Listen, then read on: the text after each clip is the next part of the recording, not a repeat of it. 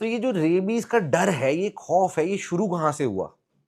अब मैंने आप लोगों को शुरुआत में एक चीज कही थी कि इस कहानी की शुरुआत आप लोगों से हुई थी, खत्म आज मैं कर दूंगा। तो फेक रेबीज केसेस हमारे रजिस्टर होना शुरू हो गए। That is India will fight rabies. और इंडिया में रोज के 20,000 रेबीज केसेस आ रहे, इतने लोग मर रहे, इतने बच्चे मर रहे, हमारी सड़कें साफ नहीं है। जबकि रियलिटी तो ये है कि पिछले 3 साल से दिल्ली, गोवा, मुंबई में रेबीज से एक भी डेथ नहीं है। पर मीडिया की जो प्रेजेंटेशन थी वो तो बहुत क्लियरली कह रही थी कि रेबीज इस देश का सबसे बड़ा खतरा है। और रेबीज इतना रेयर है कि अगर हम WHO की रिपोर्ट देखें तो वो हमारे देश की मेडिकल प्रॉब्लम्स में टॉप 20 में भी नहीं आता।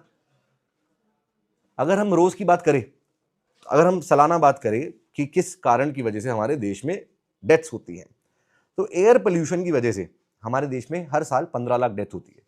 यानी कि हर दिन 4,000 लोग एयर पोल्यूशन से मर रहे हैं।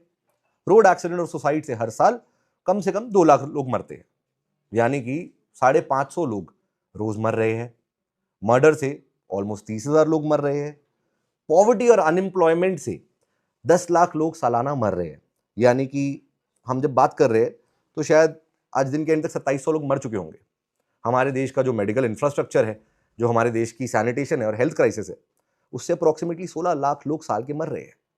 यानी कि आज के दिन के एंड तक 4,500 लोग मर चुके होंगे। और रेबीज डेथ कितनी है इंडिया में? 54।